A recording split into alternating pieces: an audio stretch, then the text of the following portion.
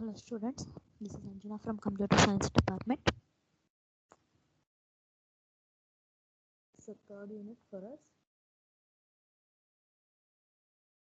Now let's get into our topic. So now let us see what are the combinational circuits. Here a combinational logic circuit is one which that present a state of combination of the logic inputs and decides the outputs. That is, it is going to take the multiple inputs and it is going to decide the output. Here, whatever the combinational logic circuit, whether it is adder circuit or full adder, half adder circuit, whatever it is, a combinational logic circuit is one in which the present state of combination of the logic inputs, it is going to, based upon the logical inputs that we are given, we are going to decide the output. Okay, here basically the term combination logic means combining two or more logic gates. Here we have seen in the previous classes about the logic gates. We are having so many types of logic gates. We have already discussed NAND gate, NOR gate, AND gate, OR gate, NOT gate. Just like that, we are having so many types of logical gates. Here, basically, we have already know what is the term combination. Combination means what? Combining two or more things is nothing but a combination. Here, the term combination represents a logic means the combining two or combination logic means here we are going to combine the two or more logic gates here, and here to form a why you are going to combine this two or more logical uh, gates is to form a required function. So if you want to get the if you want to get some function just like that, you have to give some input like but with that particular kind of gate it is not possible to give that particular kind of input. Then we are going to take this combinational circuit like that. But here when compared with the other circuits, normal circuits, the combination circuits is somewhat better to provide the better output. So from this we can say that the term combinational logic means combining two or more logic gates to form a required function where the output at a given time, basically here mainly the basic thing that we have to focus is here the output is mainly depends upon the input that we are going to give. Okay, here the output is mainly depending upon the input that we are going to give. So by combining two or more logical gates, we are going to provide some input. So based upon that input, we will get the output. So from this we can say that the output at a given time is only depends upon the input. Okay.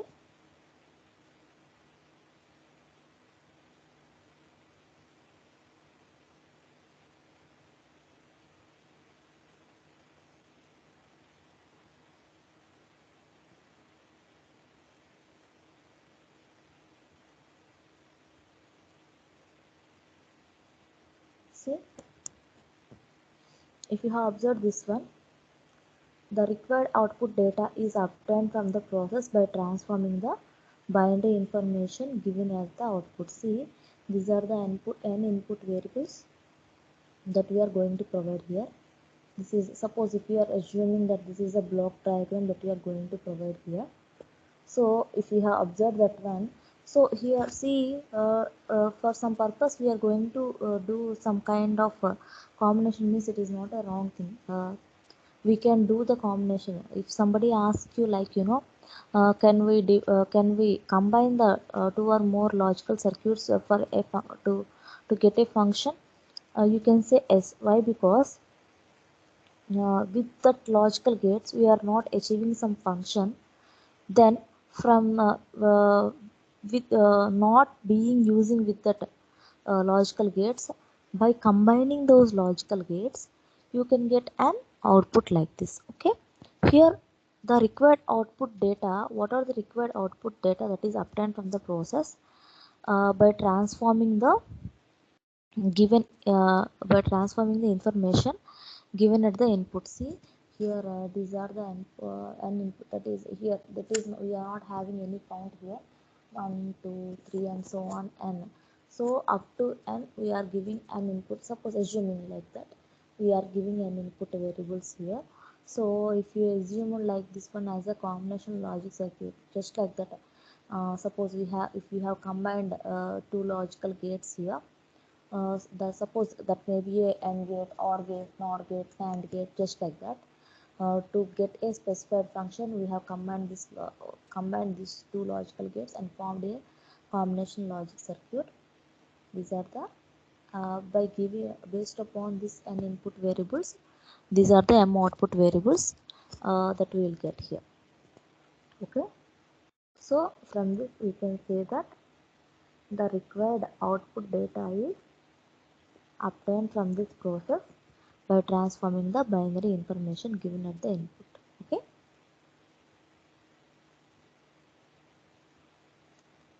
so see here, uh, here how we are going to classify this combinational logic. Let us see. The combinational logic circuit is divided into these three types. First one is arithmetic and logical functions, next one is data transformation, and next one is code converters. So suppose if you are going to perform the arithmetical and logical functions, see, that is if you are adding, subtracting, complementing, just like that. And if you are going to transfer the data from source to the destination, just like that, here we have to use the what is the circuit we are going to use here? Multiplexers, demultiplexers, or encoders. If you are going to encode a particular message, then we are going to use that encoder. If you are going to decode that particular message, we will use the decoder. And next one is a code converter, just like that. If you are going to convert the code from binary decimal to binary, decimal to binary coded decimal, and a decimal to 7 segment, just like that. Okay, so based upon the circuits we are having, we are going to classify the combination logic.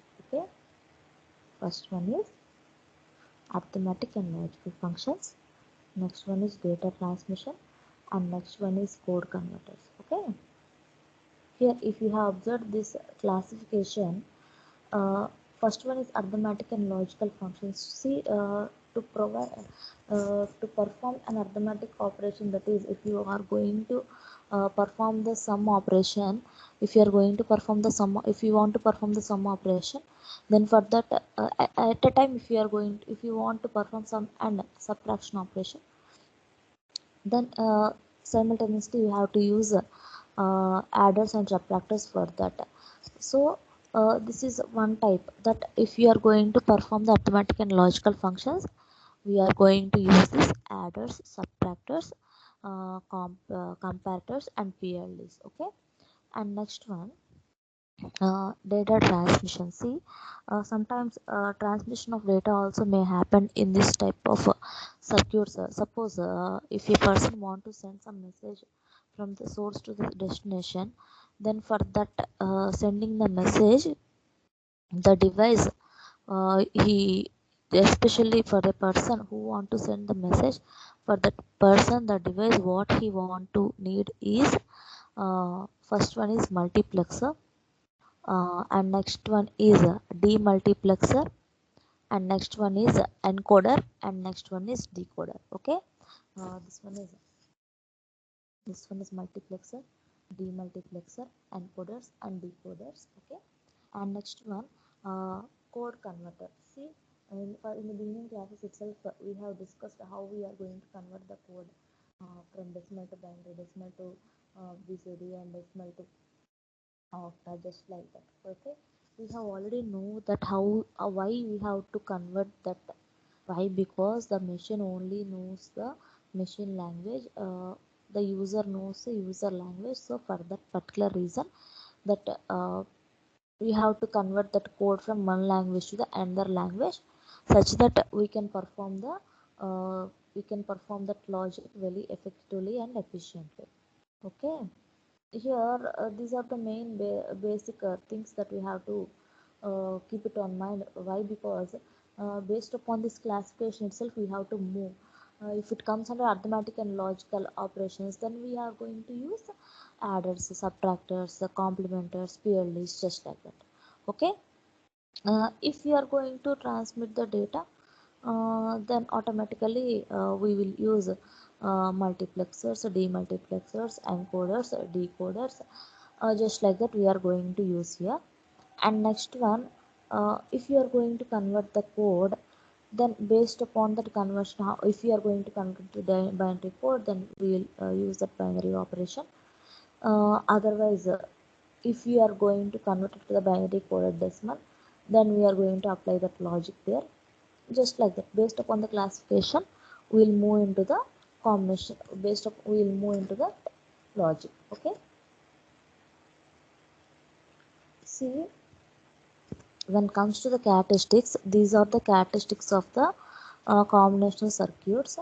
See, here the basically whatever the in the starting itself we have discussed, based upon the input, whatever the input that we have given, based upon that input only we are going to get the output.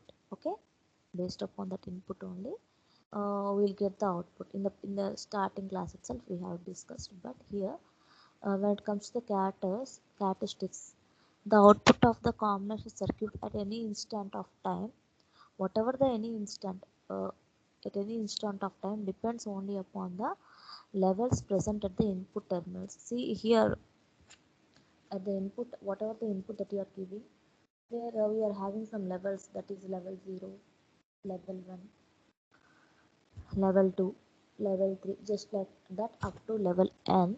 So whatever the input that we have given at the levels, it depends upon at any instant of time, whatever the inputs that we have given, whatever the inputs that we have given at different levels present in the input terminals. Okay, here basically the output of the combination circuit in any instant of time depends only on the depends only on the levels present at the input terminals. Okay, so here whatever the combinational circuit that we are using, it do not use any memory. Okay, so here we does not having, from this we can easily say that we does not having any kind of memory wastage. So the previous state of input does not have any effect on the present state of the circuit. So if suppose we have done some mathematical calculations previously, whatever the circuit we have used, for that we have performed some mathematical calculations. So in the what is advantage in this combinational circuit is it does not takes any extra space. That means it does not use any memory. So from this whatever the previous stage that we have used, that impact will not be kept on this present state. Okay, here what they are saying is the previous state of the input, whatever the previous state of the input does not have any effect. Whatever the previous state, it does not have any effect on the present state of the circuit. So from this we can say that a combination circuit can have an n number of inputs and n number of outputs. Okay, from this we can say that whatever the how many number of inputs that we have given, if we have given 10 number of inputs, we will get 10 number of outputs. If we have given one input, we will get one output. If we have given n inputs, we will get n outputs. Okay, these are the characteristics. So if you have observed this one, the output of the combination circuit at any instant of time depends only on the levels present at the input terminals. Okay, and next one, the combination circuit do not use any memory, and the previous state of the input does not have any effect on the present state of the circuit. And next one, a combination circuit can have an n number of inputs and m number of outputs. Okay, so if you this is another logical circuit, half adder. So we can this is the name of the another logical circuit. Okay, half adder is the name of a logical circuit. Okay, now let us see what is the work of the half adder in this logic circuit. Okay, half adder is a combinational logic circuit with two inputs and two outputs. Okay, it is also a combinational logic circuit. It is having only two inputs and two outputs. Here the half adder circuit is designed to add two single bit binary numbers. See, if you want to add the binary numbers, we already know about the binary numbers. The binary numbers is either 0 or 1. So if you want to perform the addition operation for that two binary numbers, then half adder is the best logic circuit to add. Okay, so a half adder circuit is designed to add two single bit binary numbers a and b. Okay, uh, and next one, it is a basic building block for addition of two single bit numbers. Okay, if you want to add two single bit numbers, then definitely we can use without any confusion or without any uh, thing, we can obviously we can use this half adder circuit. So it is a basic building block for the addition of two single bit numbers. So this circuit has two outputs. We will get carry and sum automatically. Definitely, suppose if you take some example, like if we are going to add the two numbers 6 and 7, for that up to 4 we will get single digit itself. See, if we are going to add two numbers 3 and 4, we will get the sum 7. There is no chance to get carry here. But if we add two numbers like 6 and 7, the result that we will get is 13. Here 3 is a sum, 3 is considered as sum, and 1 is considered as a carry. Okay, for this half adder circuit, we are having two outputs, that is carry and sum. Okay, so half adder is a combinational logic circuit with two inputs and two outputs. Here the half adder circuit is designed to add two single bit binary numbers a and b. And next one, it is a basic building block for the addition of two single bit numbers. This circuit has two outputs, carry and sum. Okay, see, this is the block diagram of the half adder. In the previous page itself we have discussed it is having two inputs, only two inputs. This is just a block diagram.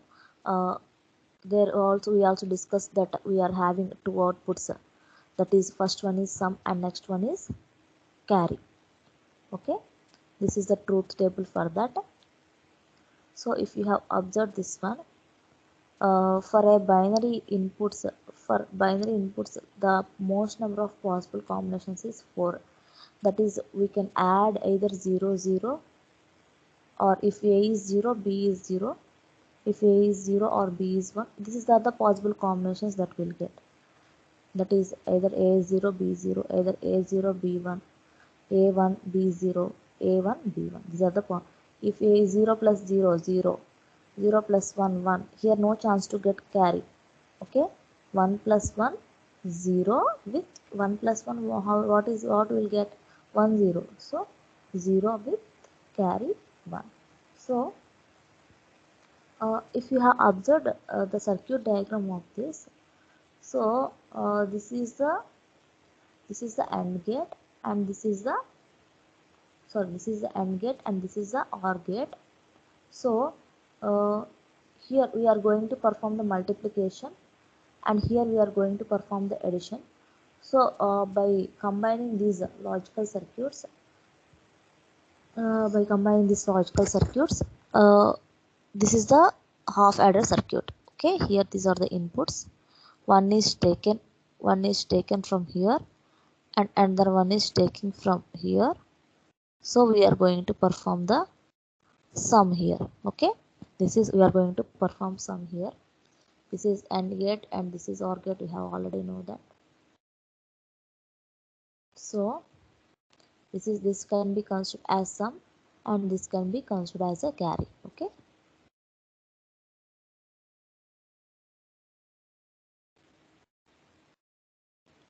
So in the previous page we have discussed about the half adder. Now let us see what is a full adder. It is a combinational circuit that performs the addition of 3 bits. In half adder is a circuit, combinational logical circuit. There we are going to perform the addition of 2 bits. Here we are going to perform the addition on 3 bits at a time. So we can say it as a full adder. From this we can easily say what is the difference between the half adder and full adder. So a half adder is a thing here. Half adder is a thing which is going to take the 2 inputs and giving the 2 outputs. Full adder is a combination circuit. It is going to take the 3 bits at a time. See, combinational circuit which is going to take the 3 bits at a time and going to perform the sum operation is called a full adder. Okay. And next one, if you have observed this block diagram and the truth table of the full adder, so these are the 3 inputs. The output we'll get is 2 outputs. One is sum and another one is carry. So if you are having the 3 inputs, these are the what are the possible combinations we'll get. The possible number of combinations that we'll get is 8. That is, if A is 0, B is 0 and C value is 0, and A value is 0, B value is 0 and C value is 1, and A is 0, B is 1 and C is 0, A is 0, B is 1 and C is 1, A is 1, B is 0 and C is 0, A is 1, B is 0 and C is 1, A is 1, B is 1 and C is 0, A value 1, B value and C value 1. These are the 8 number of possible combinations. If you are having 3 inputs, these are the 8 possible combinations that we will get. This is sum and this is carry. Okay. This is sum that we will get and this is carry that will generate. This is the circuit diagram of the full adder. So if you are going to perform the sum, this is a combination circuit, that is AB, AC, BC, just like that. For that we are going to perform the sum operation. Okay. This is the circuit diagram for the full adder. Okay. Up to here we can stop. In the next class we will discuss about this half subtractor. Okay.